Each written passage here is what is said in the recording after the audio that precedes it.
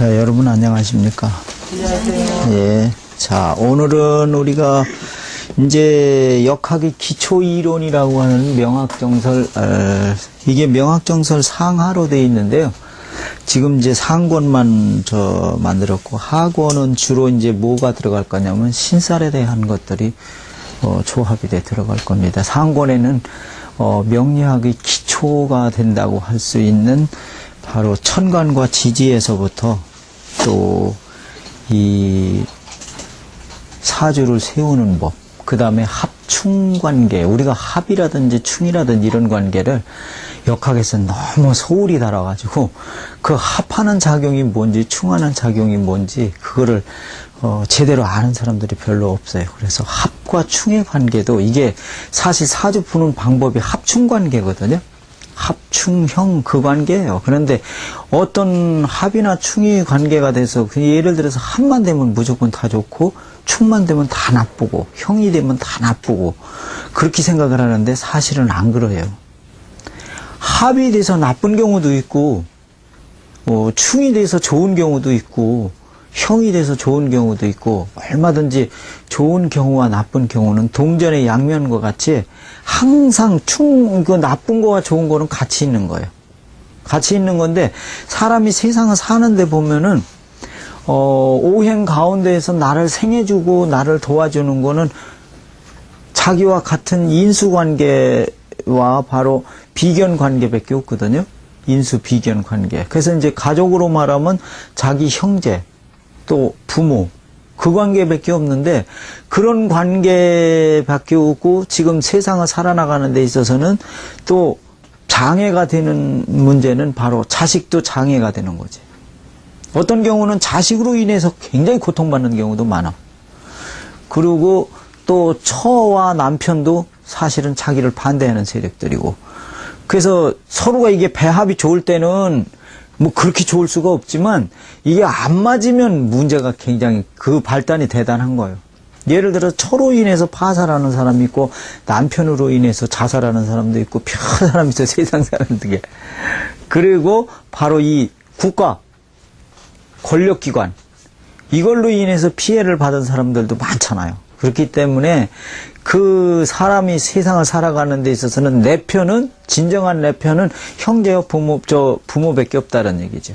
그렇게 되다 보면은 세상 살아가는 게 굉장히 어렵게 살아가는데 그런 것들이 전부 다 사주의 배합이 얼마나 잘 되느냐, 또 운과의 배합이 얼마나 잘 되느냐, 유년의 배합이 얼마나 잘 되느냐에 따라서 그런 것들이 전부 결정이 되는데 우선 그런 거를 알려면 우리가 천간과 지지에 대해서 기본적인 요소를 알고 들어가고 천간과 지지가 어디서 만들어진 거며 왜 옛날 사람들이 이 천간과 지지를 만들어서 육식갑자를 만들어 가지고 바로 연을 세고 달을 세고 일을 세는데 시간을 세는데 이것을 썼느냐 하는 것을 우리가 조금씩 음미해 들어가 보는 그런 시간으로 오늘 갖도록 하겠습니다. 자, 우선 천간과 지지를 배합을 시켜놓으면 천간은 예를 들어서 천간은 간목서부터 시작이 되는데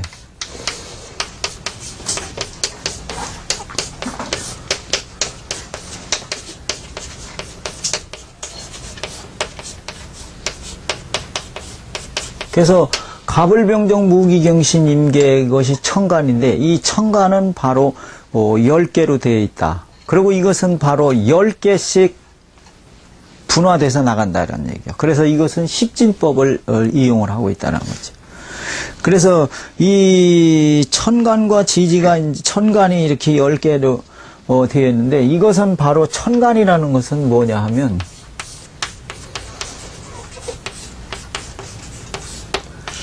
하늘을 떠받드는 바로 주체가 된다 이거예요. 이것은 하늘의 기다 이거예요.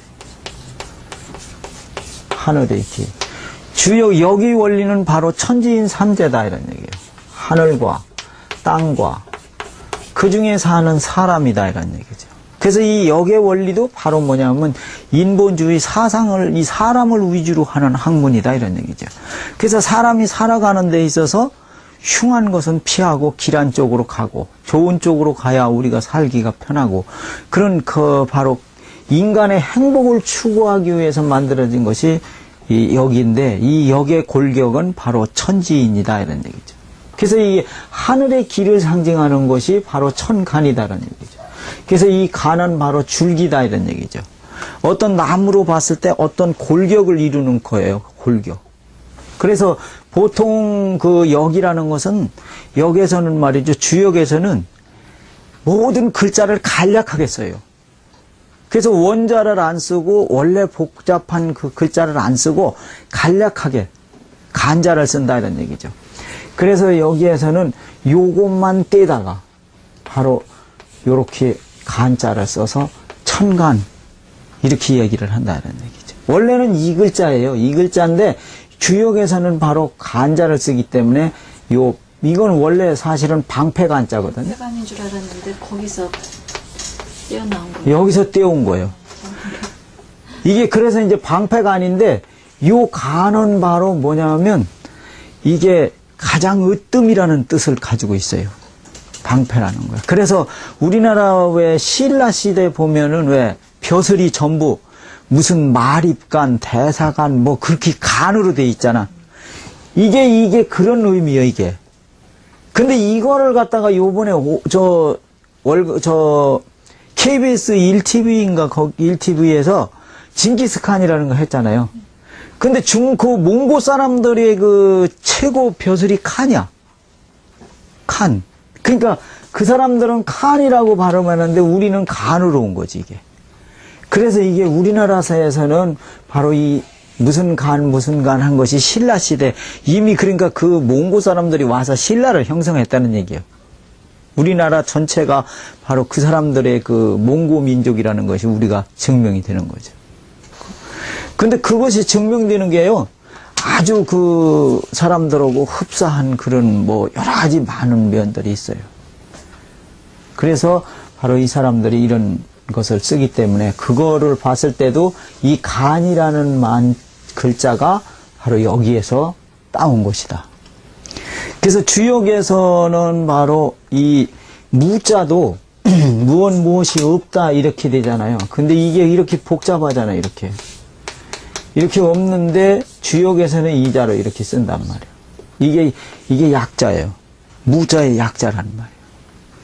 그래서 이미 중국 사람들은 이미 5,000년 전에 3,000년 전에 주역이 만들어진 게 약 2,500년, 3,000년 되거든요. 3,000년 전에 이미 약자를 쓰는 것을 계산을 해서 넣은 거죠. 자, 그런데 이 천간이라는 자체는 바로 그러면 어디서 나온 거냐면 주역에 보면 선천팔계도라는 것이 있어요. 선천팔계도.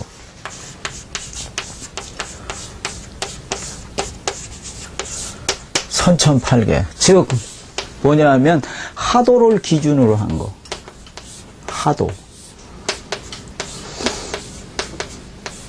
하도를 기준으로 했는데 이 하도라는 것은 뭐냐면 이게 물하자인데 이거는 하수라는 물이 있어요. 중국에. 하수. 그러니까 중국이 강이 그 황하가 강이지만은 그 황하 기류에는 여러 개의 작은 강들이 많아요. 작은 강들이 많은데 거기에 바로 하수라고 하는 이 물가가 있었는데 이 하수가에서 복희시대에 복희시라는 임금 시대에 이게 이 양반이 약 5,000년 전이에요. 5,000년 전에 이 복희시는 그 하수 지역에 그 나라를 다스리고 있는 임금인데 이 임금이 바로 생김새가 어떻게 생기느냐 하면 얼굴은 사람의 얼굴을 형체를 하고 몸은 뱀의 형체를 하고 있었다 이런 얘기죠. 근데 이 양반이 살던 지역이 바로 뭐냐면 늪지대예요. 늪지대가 돼가지고 그짝 지역에 바로 모시는 신이 뭐냐면 뱀의 신이었던 모양이에요. 그래서 지금 후대 사람들은 중국 학자들은 뭐라고 그러냐면 사람이 어떻게 얼굴은 사람이고 몸은 뱀이면 그 어떻게 사냐. 그건 아닐 것이다. 그것이 아니고 그 당시 샤머니즘으로 봤을 때 그런 그 뱀의 신, 용의 신을 모시는 그런 부족이었을 것이다 이런 얘기죠. 그래서 그 사람들이 얼굴은 그대로 이제 사람 얼굴을 하지만 몸의 옷을 그런 그 비닐이 달린 옷을 입었을 것이다. 그래서 아마 후대 사람들이 그것을 상상을 해서 인면사신이다 그렇게 얘기했을 것이다. 이렇게 얘기를 하고 있어요. 근데 지금 현재 중국에서 얼마 전에 그 지역을 정밀하게 저거를 했어요.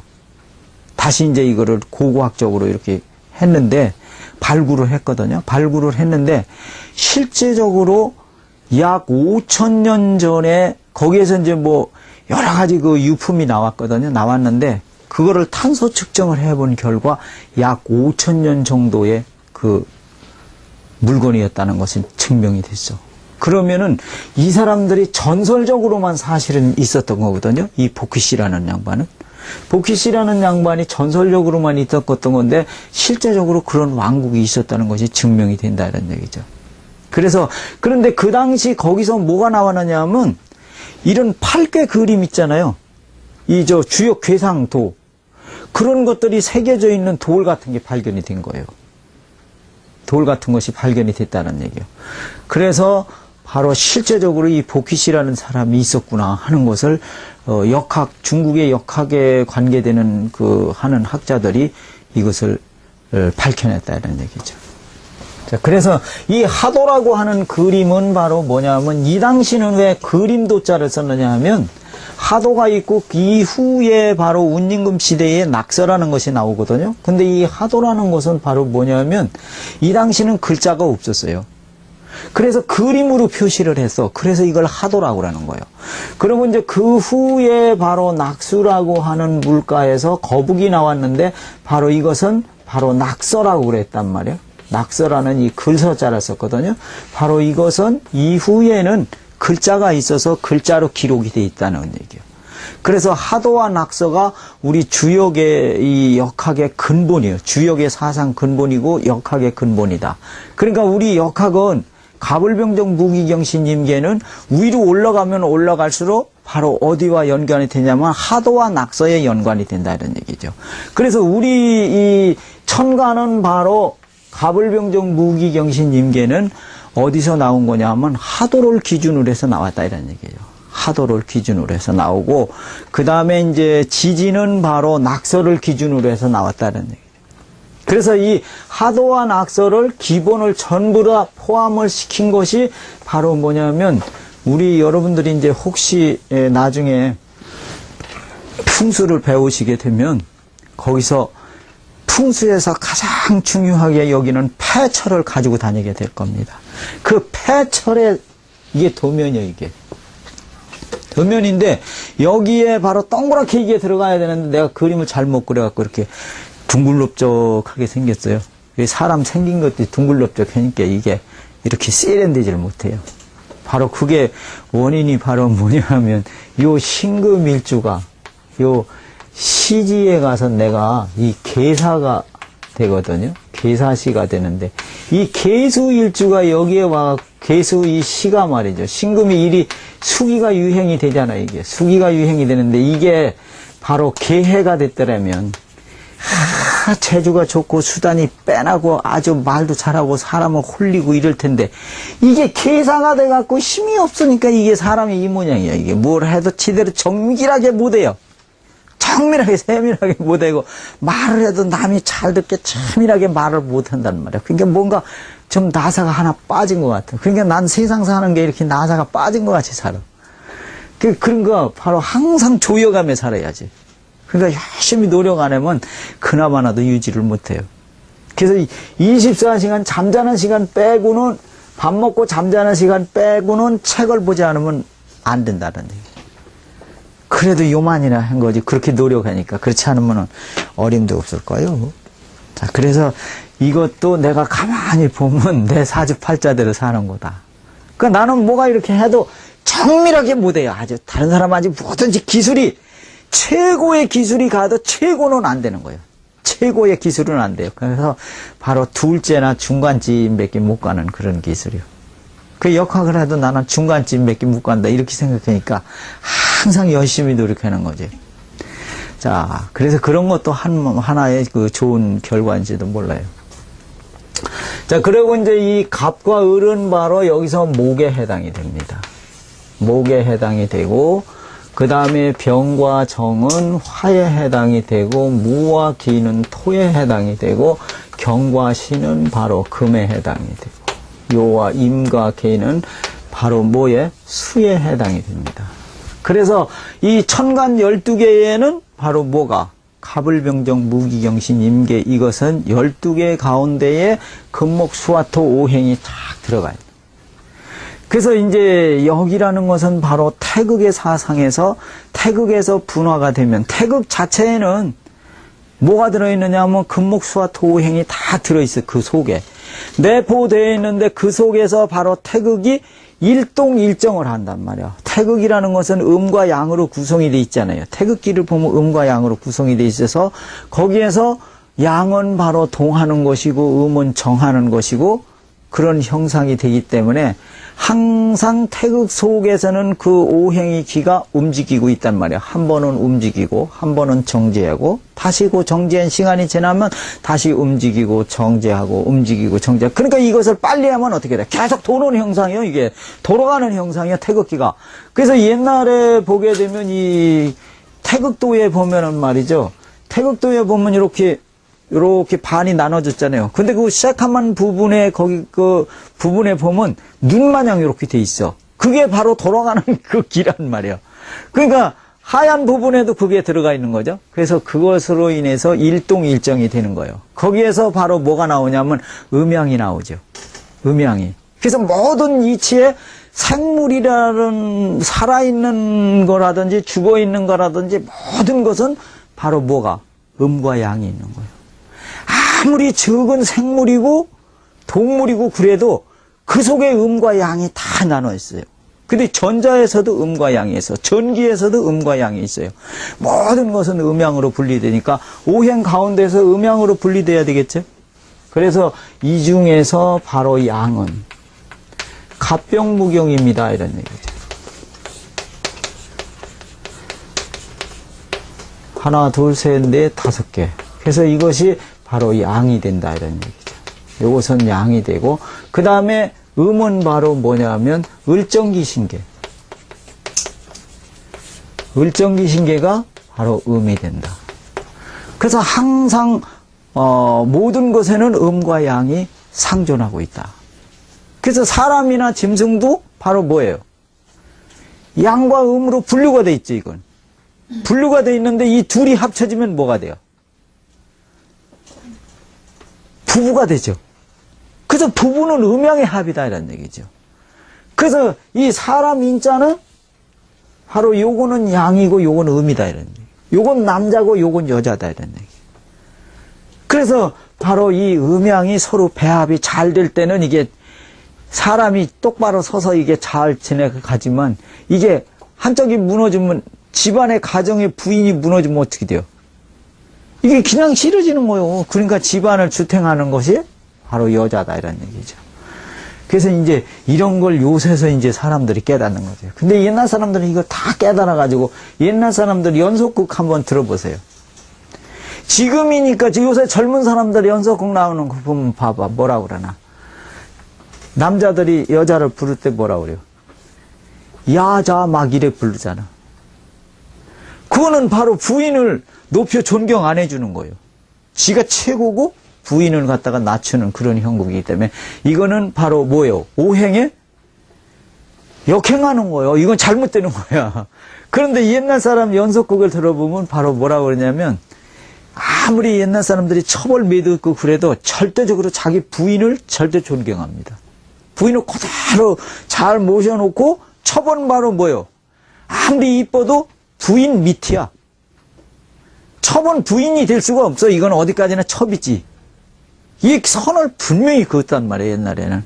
근데 지금은 첩을 얻으면 미쳐가지고 부인을 버려. 이건 근본을 버리는 거지. 이건 잘못되는 것이다, 이런 얘기죠. 그래서 바로 이 음과 양이 항상 배합이 잘 맞을 때는 부부가 화합이 되는 것이지만 만약 둘 중에 하나가 잘라지면 안 된다는 얘기예요. 그래서 옛날에는 양반들은 바로 뭐냐 하면 부인을 꼭 존댓말을 썼어. 부인한테. 그럴 때 양반들이 이 반말을 안 해요. 부인을 무시하는 그런 풍조가 없어진 거예요. 없었어. 근데 이제 이런 그 집안이 가문이 좋지 않은 사람들이 바로 학식이 부족하고 그런 사람들이 이게 그래서 그런 거지. 실제적으로 옛날 사람들이 양반 가문에서는 절대 부인을 존경을 하고 했지 부인을 무시하고 그런 시대가 아니었었다 이런 얘기죠. 자, 그래서 이 천간과 지지에는 반드시 음과 양이 존재를 한다. 자, 그리고 이제 여기에서는 또 음과 양이 있으면서 오행이 이렇게 구분이 되니까 오행에 따라서 뭐가 결정이 되느냐면 방위가 결정이 돼요. 그래서 이 갑을 목은 바로 동쪽을 상징한대요. 그래서 여기에서 보게 되면 이 여기가 바로 북쪽입니다. 그리고 여기가 남쪽이 되고 그 다음에 여기는 바로 동쪽이 되고 여기는 서쪽이 된다는. 그래서 그 갑을 목은 바로 동쪽을 상징하고 그래서 이제 이 동쪽을 상징하면 이게 봄이 돼요. 또 계절로 또 계산을 하는 거야. 봄이 된 다음에 또 어디로 가느냐 하면 여름으로 가게 되죠. 그래서 이 화는 바로 여름을 상징을 하고 남쪽을 상징을 합니다. 이것은 남쪽을 상징해요. 그리고 여기는 여름이 되고 바로 무기 토는 중앙인데 바로 여름에는 뭐가 있느냐 하면 아주 무더운 여름이 있어요. 그것이 바로 장하라고 그래요. 여름에는 바로 장하라고 그래요. 그리고 이제 이것은 장소로 말하면 중앙이에요. 중앙. 중앙을 따지고 여기는 장하. 그래서 이거는 아주 무더운 여름이 돼야 곡식이 있게 되는 것이다. 자, 그 다음에 거기를 지나고 나면 바로 여기는 서쪽에 해당이 되고 여기는 바로 계절로는 가을에 해당이 되고 그 다음에 이 수는 바로 뭐냐면 북쪽이 된단 말이에요. 북쪽이 되고 또 그 다음에 이것은 겨울을 상징하게 된다는 거예요. 그래서 모든 만물은 봄에 꽃이 피고 잎이 핀 다음에 여름에는 잎이 가장 무성해지고 그 다음에 여름 무더위를 한복더위를 지나서 바로 가을의 금에서는 어떻게 되느냐 하면 금극목해서 결실을 맺게 되는 거죠. 결실을 맺어서 모든 것이 바로 결실이 이거 간 다음에 여기서 그래서 과일의 결실을 맺어서 이것을 따서 갈무리해서 겨울에는 바로 창고에다 전부 저장을 하고 그 다음에 이제 밖에 있는 나무들은 바로 겨울에 밑으로다 땅 밑으로다 길을 갖다가 전부 저장을 했다가 내년 봄에 바로 새로운 싹을 튀게 하기 위해서 준비를 하는 단계가 바로 이 겨울이다 이런 얘기입니다. 자, 그러면 이제 천간은 이런 식으로 이제 떴기 때문에 천간에는 바로 이렇게 지지가 이제 저 천간과 지지가 이렇게 배열이 되는 건데 그리고 이제 지지를 또 설명을 드리면 지지는 바로 뭐가 있느냐 하면 지지는 천간보다 좀 복잡합니다. 왜냐하면 하늘이라는 것은 하늘에 떠서 전부가 다 이렇게 드러내서 보이는 것이에요. 그렇기 때문에 간단한데 하늘은 우리가 다 보면 다 보이는 것이잖아요. 근데 땅 속은 좀 복잡해요. 땅 속에는 뭐 그 속에 물도 흐르고 광물질도 있고 여러 가지 요소들이 들어가 있어요. 그렇기 때문에 여기에는 바로 12개의 지지가 들어가게 된다는 거예요. 그래서 지지는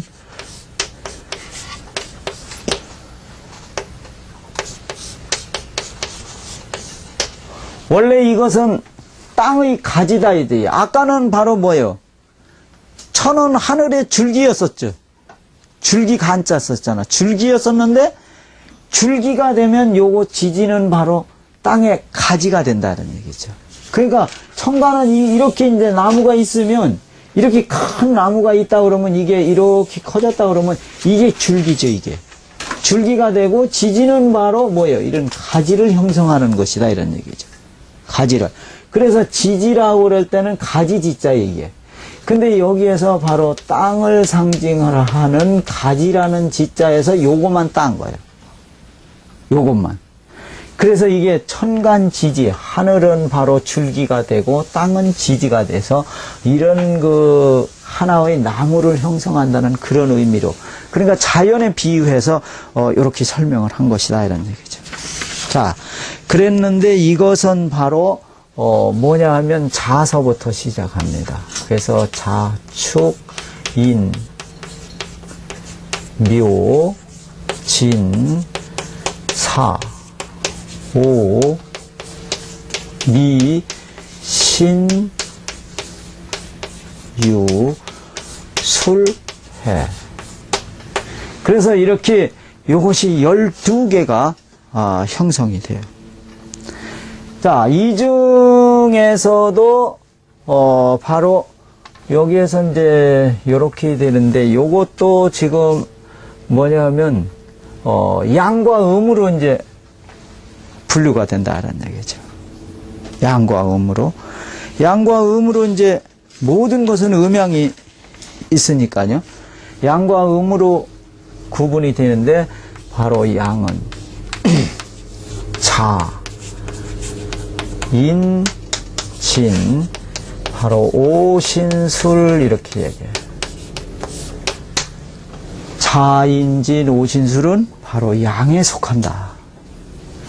자, 그 다음에 이제 음은 바로 어떻게 되느냐 하면, 음은 축, 해, 유, 미사묘다라는 얘기예요. 축해유 미사묘. 그래서 이 양과 음의 관계는 이런 식으로 외워 놓으시면 좋아요. 요거를 자인진 오신술. 그 다음에 음은 또 이 순서대로 하면 충묘삼위유해로 들어가거든요. 음은 이 순서대로 하면 뭐예요? 충묘삼위유해. 이게 충묘삼위유해라고 이렇게 하는 사람들도 있는데, 요 충묘삼위유해로 해도 되긴 되는데, 요거를 요렇게 외워놓으면 나중에 육효를 할 때 요걸 씌워 먹을 수가 없어. 육효를 할 때.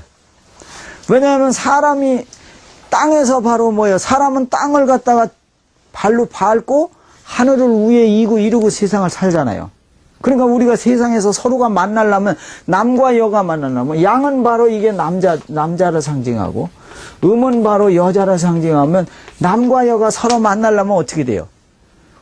길을 똑같이 돌아가면 어떻게 돼요?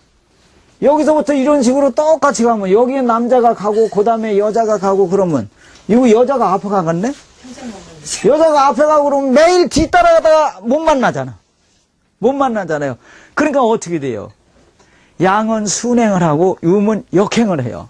역행을 해서 바로 음양이 순행하고 역행하고 하는 이유도 거기서 있는 거예요. 그래야 서로 만나지.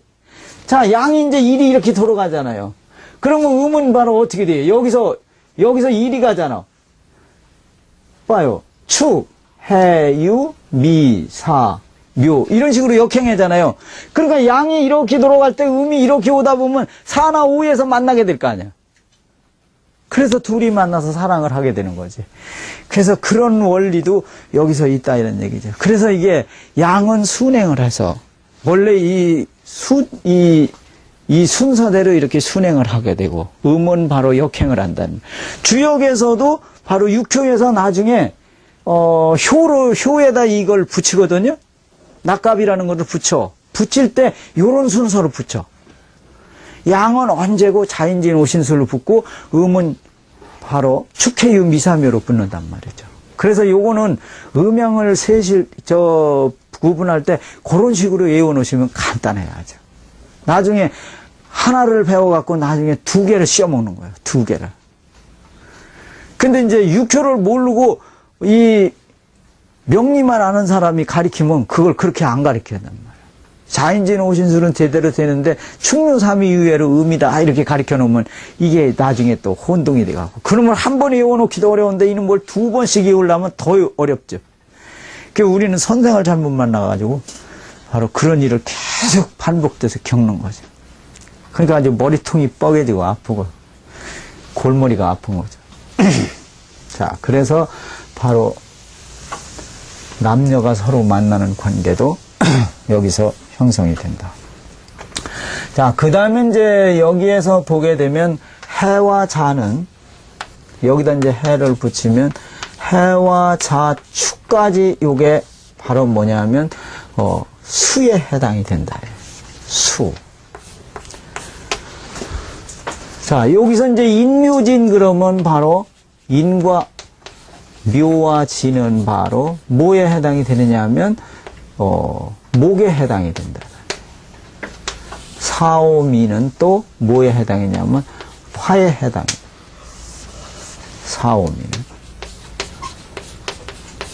사오미는 화에 돼요. 또 여기에서 신과 유와 술은 바로 금에 해당이 된다. 자, 그러면은 수와 목과 화와 금과 이렇게 해당이 됐죠. 자, 그 수는 바로 겨울이 되고, 이 목은 바로 봄이 되고, 이 화는 바로 뭐냐 하면 여름이 되고, 금은 바로 가을이 된다. 자, 그래서 이 축은 바로 여기에서도 이제 구분이 되는데 해와 자는 바로 수가 되고 여기에 축은 바로 토가 된다. 여기에서도 인과 묘는 바로 목이 되고 요 진은 바로 토가 된다. 또 사와 오는 화가 되고 미는 바로 토가 된다. 그 다음에 신과 유는 바로 뭐냐 하면 금이 되고 술은 바로 토가 된다. 자, 그래서 봄, 겨울 물에서 봄으로 넘어가는 요 계절 사이에는 바로 뭐냐 하면 토가 일으키는 거예요. 그래서 수에서 목으로 가려니까 이게 제대로 순환이 잘 안 되는데 토가 바로 여기에 들어서 이것을 우리는 뭐라고 그래요? 환절기라고 그러죠? 환절기가 있는 토가 중간에 들어서 스무스하게 바로 수에서 토로 다 넘어간다는 말이죠. 자, 그 다음에 목에서 화를 생할 때 진토가 중간에 또 하나 들어서 바로 스무스하게 넘어가게끔. 또 미토가 들어서 여름에서 바로 가을로 넘어갈 때 스무스하게 넘어가게. 그 다음에 신유술 토가 중간에 들어서 이 토는 바로 뭐냐면 오행 가운데에 중성자 역할을 합니다. 이게 중성자요. 중성자. 그러니까 이 중성자는 어떤 거와도 친화력을 갖게 돼요. 그래서 이게 스무스하게 넘어가는 거예요. 자, 술토가 들어서 이 토가 바로 중성자가 들어있어서 이거는 어느 편도 아니지. 그래서 바로 환절기가 이렇게 있으면서 순환해서 넘어가게 된다는 얘기죠. 자, 그렇기 때문에 바로 천간에 보게 되면 천간과 지지를 이제 배합을 하게 되면은 이 24방위. 서양에서는 몇 방위를 쓰죠? 대개 방위를.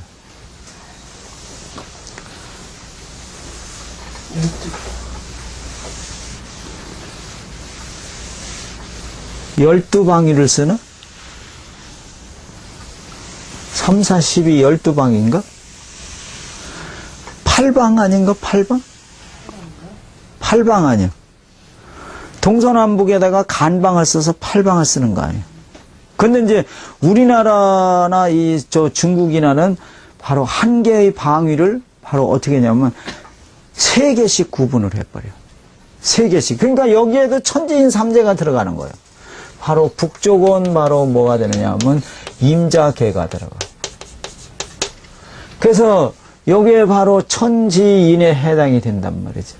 이게 그래가지고 북쪽을 상징을 하는데 요거는 주역 괴상으로 보면은 바로 감괴에 해당이 되는 거예요. 감괴에. 그래서 요거는 바로 수가 된다. 수. 그래서 이 수는 바로 천간 가운데의 수는 뭐를 상징하냐면 밤을 상징하라고. 그래서 이것은 바로 밤을 상징을 하고 어둠을 상징을 하고 그 다음에 물을 상징을 하고 그러기 때문에 사주에 수가 많으면 바로 어떠냐 하면 밤에 깜깜하니까 바로 뭐예요? 비밀이 많아. 사주에 수가 많은 사람은 비밀이 많다. 옛날에 그 비밀이 많은 나라가 있었죠. 러시아. 러시아에 바로 크레므린 궁이라고 거기가 바로 비밀이 많아. 그래서 옛날에는 그래서 비밀이 많고 뭐 이런 사람들은 그리고 음침하고 말을 잘 안 하고 그러는 사람들은 크레므린 같다고 그랬었거든. 그런데 지금은 그런 말을 안 쓰지만 옛날에는 그런 말을 많이 썼다 이런 얘기죠. 자, 그래서 바로 북쪽을 상징해서 임자계가 바로 북쪽을 상징을 합니다. 비밀이 많다는 것은 자기가 가지고 있는 것을 표현하지 않는다는 거예요? 아니면은? 그런 경우도 있겠죠. 그런 경우도 있고, 뭐, 누구에게 알리기 싫어하는 거죠. 그리고 몰래 하는 거지, 뭐든지. 드러내놓고 하지를 않지. 그러니까 민주주의는 바로 뭐예요? 모든 것을 드러내놓고 공표해서 하잖아. 그런데 이제 비밀로 하는 거는 자기네들끼리 저녁에 술 먹으면서 비밀로, 비밀 정치, 요정 정치를 하고 하는 거. 그런 게 다 비밀이지. 그 둘이만 이제 자기네들끼리만 이해관계를 해서 저희끼리만 하는 거. 그런 것들을 바로 비밀이라고 그러겠죠. 자, 그래서 이제 요렇게 이제 임자계가 북쪽이 되고, 그 다음에 요 축간인이라는 데가 보면은, 이제 이게 이 24방위에 바로 8궤를 붙이는 거예요. 8궤를 붙이게 되면 방위학상으로 보게 되면 8방이 되는 건데, 요거를 바로 이제 3개씩 나눠서 우리 동양에서는 24방위가 돼요. 24방위가 돼서 대단히 아주 방위학적으로는 세분화되는 거죠. 자, 이거는 바로 뭐냐면 동북방 사이를 어떻게 돼요? 간방이라고 그랬잖아요. 동북 사이를 간방이라고 그래서 바로 동북간방을 바로 말하는 것이다. 동북간방을 말하는데 그 사이를 말하는데 여기를 바로 뭐가 주관하냐면 8궤에서 이 간이라는 것이 주관을 한단 말이죠. 그래서 여기에는 바로 축이 있고 인이 있고 그렇단 말이에요. 그래서 축간인이니까 이 간은 바로 뭐냐면 산을 의미하는 거예요. 간상년이라고 그래서 이거는 음이 많이 쌓여 있죠. 그리고 위에 가서 하나가 이렇게 탁 있잖아요. 그 산을 보면 바로 어떻게 돼요? 흙이 착착 쌓여 올라가서 끄트머리 가서 하늘과 맞닿는 꼭대기가 형성이 되죠. 그래서 이걸 간이라고 그러는데, 그래서 여기에 보면은 이게 이 축토인 흙도 있고, 요 간도 바로 산이니까 흙이고, 그게 전부가 흙으로 구성이 되고, 바로 이는 나무인데 무슨 목이냐 하면 이거는 아름드리 나무예요. 이것은 바로 목이다. 그래서 이 동방 중에서 특간인이 들어있는 사주에 바로 인이나 축이나 이런 것들이 많은 사람들이 바로 뭐를 하느냐 하면 이 깊은 산 속에 나무 숲 속에다가 집을 짓고 사는 사람들이 있으니까 그 사람들이 도 닦는 사람들이지. 바로 이 도를 닦게 된단 말이죠. 그래서 사주에서 바로 이 토가 강하면 이 토는 바로 신앙심이에요. 이게 신앙심. 신앙심이 강한 거예요. 신앙심이 강하고 도를 닦게 되고. 그래서 그런 사람들을 옛날엔 산림처사라고 그랬죠. 그 숲속에서 사는 그 산림처사라고. 근데 우리는 도는 못 닦았더라고. 산에 가면 무서워. 무서워. 그리고 낮엔 괜찮은데 저녁이면 무서워. 저녁이면 무서워서 못 입고서. 그 무서우면 도를 못 닦는 거 아니에요. 무섭지 않아야 되지. 그래서 사주에 만약에 목화통명이 되거나 목이 많고 화가 강하거나 이러면 이런 사람들이 도를 닦고, 또 그 다음에 이제 뭐가 강하냐면 편인이 강한 사람들. 이렇게 편인이 강한 사람들이 특히 토가 되면서 편인이 강한 사람들. 그리고 이 간방을 갖다 어디라고 보느냐 하면 우리나라로 봐요. 우리나라로 본다는 말이에요. 자, 그런데 이제 여기에 요런 또 묘미가 있어요.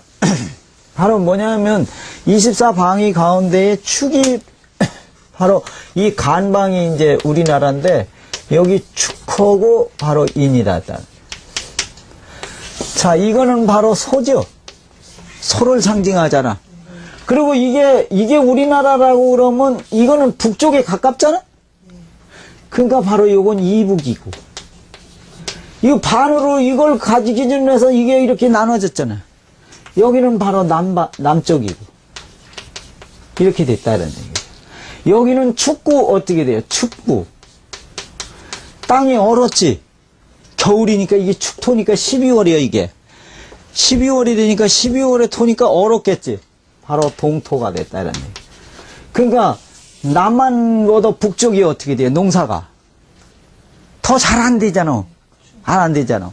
자, 이 남쪽은 인이니까 바로 뭐예요? 여기는 봄을 상징하죠. 봄에 상징하고 봄부터는 뭐예요? 따뜻해지지. 그 남쪽이 따뜻하잖아. 북쪽이 춥고. 그러니까 남쪽은 바로 뭐예요? 싹이 나오잖아 여기서. 그러니까 우리는 해마다 농사 지어도 뭐예요? 풍년이 들어서 이북보다 우리가 더 잘 살잖아.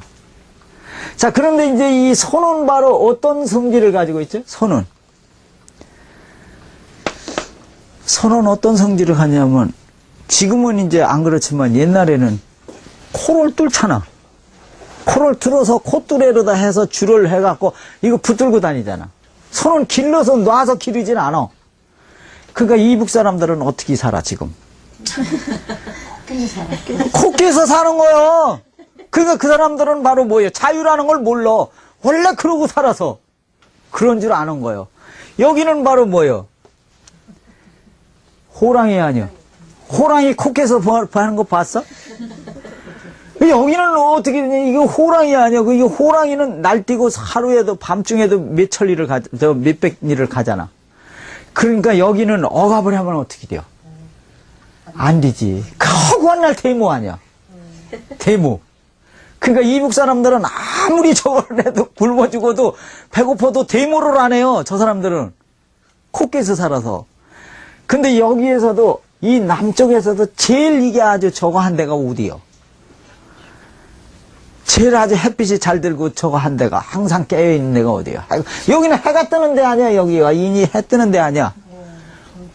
어디 가서 해가 뜨는 거야 항상? 응? 강원도? 강원도 아니요.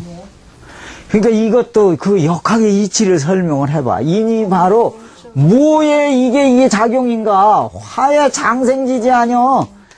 화의 장생지지. 화라는 거는 바로 뭐예요? 밝음이잖아. 광명이잖아. 그래서 바로 광주 사람들이 뭐여갖고 일본 놈들이 우리나라를 억압하니까 뭐예요? 그 사람들은 앞을 환히 보고 있잖아. 장생이 돼서. 화가 장생이 돼서. 화가 강하면 바로 뭐가 좋다? 추리력이 좋지. 눈이 좋고. 그래가지고 투시력이 있어. 남 모르는 걸 알아. 근데 광주 사람들은 빛광자 광주 아니야. 이게 항상 뭐 어떻게 빛이 비치고 있잖아. 그러니까 일본 놈들이 그렇게 우리를 구박을 하니까 벌써 저놈들이 저거 하는 게 보이잖아. 그래갖고 바로 뭐요? 광주 학생 사건이 제일 먼저 거기서 일어났잖아. 그리고 뭐요? 저 뭐지? 저 5.18인가? 뭐요 그게? 광주에서 왜 사건 난 거 전두환 때. 12.12라고 그러나? 그거? 5.18인가 뭐 그거 아니야? 광주 사태라는 거. 그래서 이 사람들이 항상 여기가 제일 깨어있는 데가 여기야, 여기 광주. 그러니까 뭐든지 억압을 하면 이 사람들은 안 되는 거예요. 광주 사람들 특히 전라도 가운데에서도 특히 광주 사람들 거기가 꼭 문제가 일어나는 거예요. 이게 역학적으로 이치를 해보면 그럴듯하잖아요. 그래서 이게 역학이라는 게 붙이는 데 따라서 이게 다 맞아 떨어진단 말이야, 이게. 그래서 희한한 거 아니야? 그때 역학적으로 이렇게 설명을 하면 이북 사람들이 저렇게 다, 우리나라 사람 저랬어봐? 굶어 죽는다고 저렇게 나서 뭐 다 난리 나가지고 청와대 다 부서졌을 거예요. 그런데 이게 역학적인 이치로 보면 저렇단 말이죠. 자, 그렇기 때문에 사주 가운데에서 이런 것들을 바로 천간과 지지에 대한 이런 것들을 잘 응용을 하면은, 우리가 한 해의 운세도 이렇게 대략적인 것을 알 수가 있고, 여러 가지를 응용을 할 수가 있다, 이런 얘기죠. 자, 그래가지고 이것이 이제 동쪽으로 붙고, 그 다음에 이제 요 소는 바로, 그래서 이제 요거까지 갔었죠, 아까? 네. 여기는 바로 정동쪽이 되면은 간묘월이라. 그 여기는 아주 순수한 바로 뭐가 되느냐면 목만 여기 있는 거예요. 그래서 정동방이 되는 거죠. 그 중에서도 바로 이 묘는 바로 정동방으로서 목의 기를 더 강하게 가장 가지고 있는 데가 이 동쪽이다 이런 얘기죠. 그리고 이제 여기에서 이제 가운데서 이렇게 주관을 해서 봤을 때 이 짝으로 봤을 때 이 짝이 보이는 쪽이 바로 여기에 좌측이죠. 좌측으로 보이죠. 그 다음에 이 짝은 우측이죠. 그래서 이 좌측에 있는 것은 바로 뭐요? 이 목은 바로 청룡이라고 합니다. 청룡. 그래서 우리가 풍수에서 좌청룡 우백호 뭐 이러잖아요.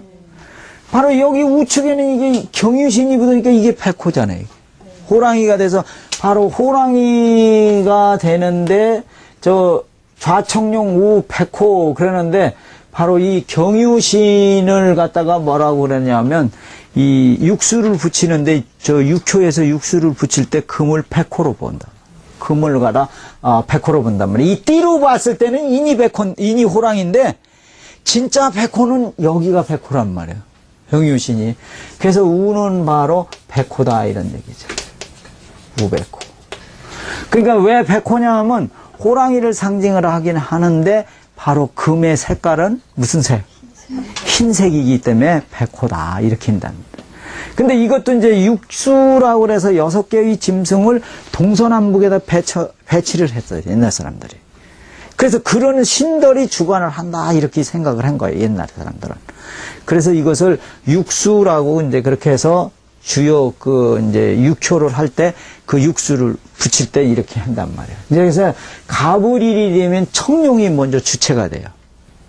그리고 이제 경유신일이 경신일이 되게 되면 백호가 주체가 되고 그런 식으로 이제 요거를 붙이게 된다. 자, 그 다음에 여기는 진손사가 돼서 진과 바로 손과 사는 이게 동남간방이란 말이에요. 동남간방에 해당이 돼서 여기에 있는 술건에 축간인, 진손사, 미곤신 이런 것들이 간방인데 이 간방을 봤다가 합으로 봐요 또. 이걸 합으로 보는데 우합이라고 그래 이걸. 이렇게 그러니까 진과 사가 우합이 되는 거예요. 이게 합이 되는 거예요. 예를 들어서 이것을 바로 뭐냐 하면 모퉁이 우자라고 그러거든요. 그래서 이 우합이라고 그런다.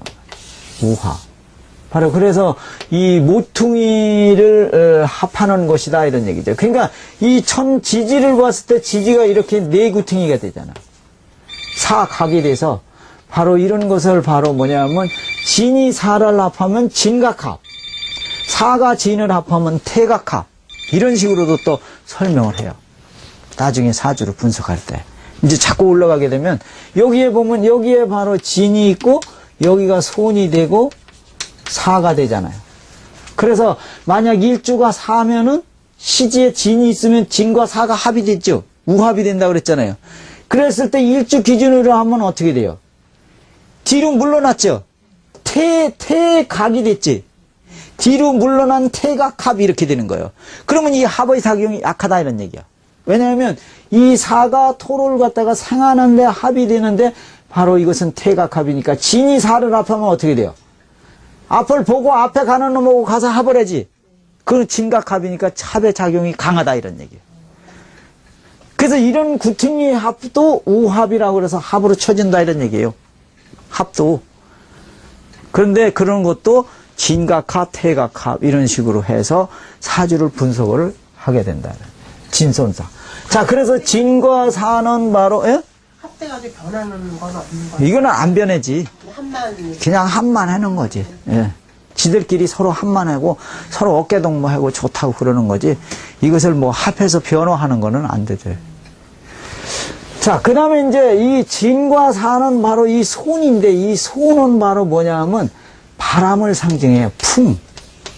풍을 상징해요. 그래서 사주에 바로 이게 진이나 사가 있는 갑이나 을일생이 진사를 이렇게 일과 시에 보거나 일과 월에 보거나 그러면 바로 뭐냐면 중풍 맞는 거예요. 중풍을 맞을 우려가 많단 말이죠. 그러니까 이제 일과 시에 가서 진이나 사가 있으면 바로 풍이니까 바로 바람을 맞는데 나이 먹어서 중풍이 들으면 바람을 맞아서 바로 이 팔다리를 못 쓰거나 부안화사가 돼서 입이 삐뚤어지거나 그런 일을 당한다는 얘기죠. 그리고 이제 월과 일에 가서 이런 것이 있으면 어떻게 젊었을 때 풍을 맞는 사람도 요즘 젊어서 풍 맞는 사람들도 있어. 그래서 바로 진과 사는 풍인데 이게 진과 사가 있다고 바람을 맞는 일이 생기는 것도 또 희한하잖아. 원래 주역으로 이게는 풍을 상징하죠. 바람을 상징한단 말이야. 자, 그 다음에 이제 어디로 가느냐면 병오정으로 가죠. 병오정은 정남쪽이요. 바로 병오정으로 가서 오화가 가운데 중심에 서서 이것은 화를 상징하라고 주역으로 보게 되면 이괴를 상징하래요. 이괴를 상징한다. 그래서 이제 원래 이것은 이런 글자요. 그래서 이것은 떠날 이자라고 그래요. 떠날 이. 밝을 이, 이별할. 그다음에 이것도 이별하는 이자도 돼요. 그런데 이 주역에서는 이걸 떼버렸어. 옆에 거 이거 다 떼버렸어. 지저분한 거는 떼버려. 복잡한 거. 그래서 요거만 써도 그냥 이자로 되는 거예요. 이거만 써도. 그러니까 얼마나 주역이 간략하고 쉽게. 그래서 공자께서 뭐라 그러냐면 여기라는 거는 쉽고 간단해야 된다. 너무 복잡하면 안 된다 이런 얘기예요. 무슨 수학적으로 계산을 하고 막 이렇게 해서 소수점 몇 자리까지 하면 안 된다. 그래서 경록역수가 어떻게 돼요?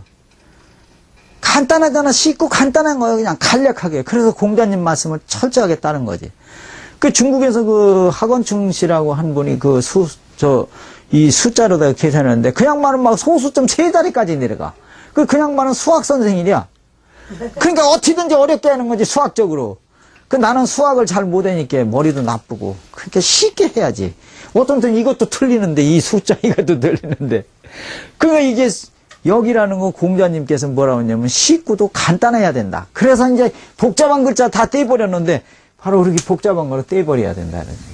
자, 그래서 병오정은 바로 뭐냐면 남쪽인데 이거는 남극 남극 노인성이라고 그래서 풍수에서는 바로 이 오나 정이나 이런 것이 들어오게 되면요.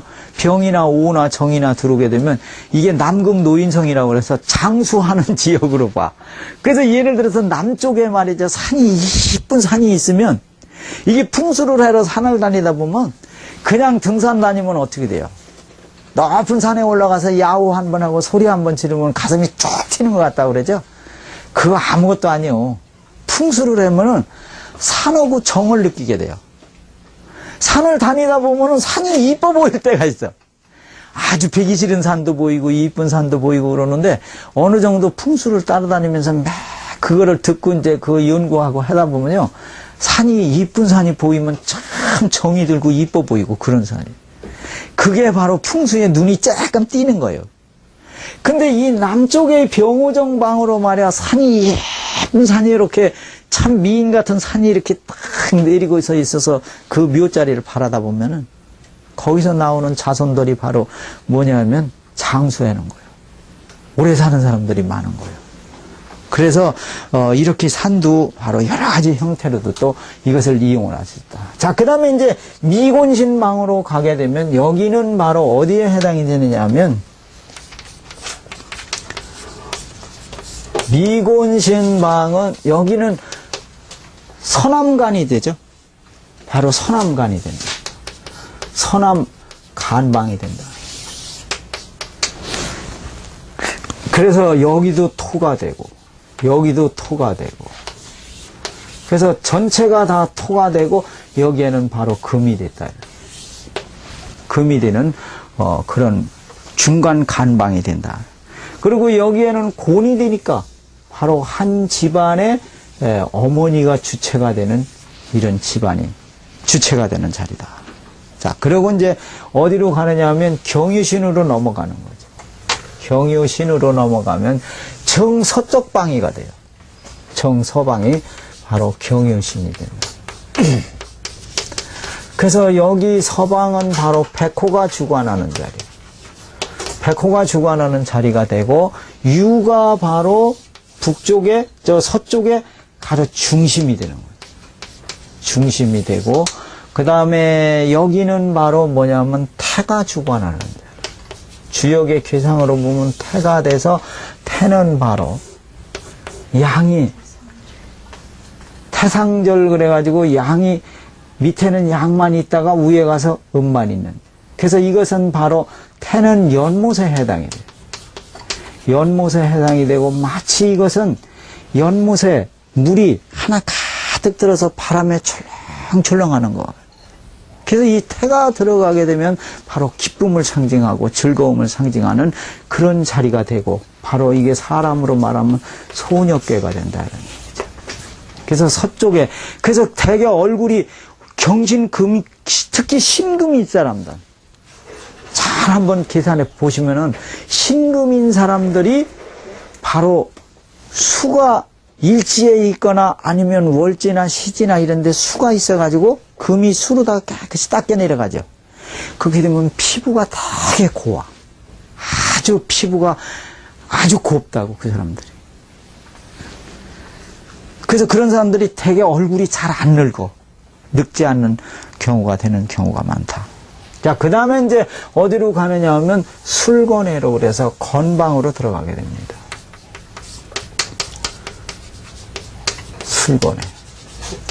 바로 여기는 건이 주체가 되면서 어디냐 하면 이게 서북간방입니다. 서북간방이 돼서 이 건은 바로 뭐냐면 하늘이요. 그래서 이 술과 해가 바로 하늘 문이요, 이게. 하늘로 통하는 문이다, 이런 얘기. 하늘로 통하는 문이 되고, 그래서 사주에 수레가 있으면 바로 뭐가? 천문성이 있어서 뭐를 잘하게 되느냐 하면 이 사람들이 역학을 잘하게 돼요. 그래서 하늘에 제사를 지내거나 무슨 제사 지낼 때는 뭐를 해야지? 무슨 날로 잡았냐면 술이나 해일로 잡는 거예요. 술이나 해일로 바로 날짜를 잡는 거다는 말이에요.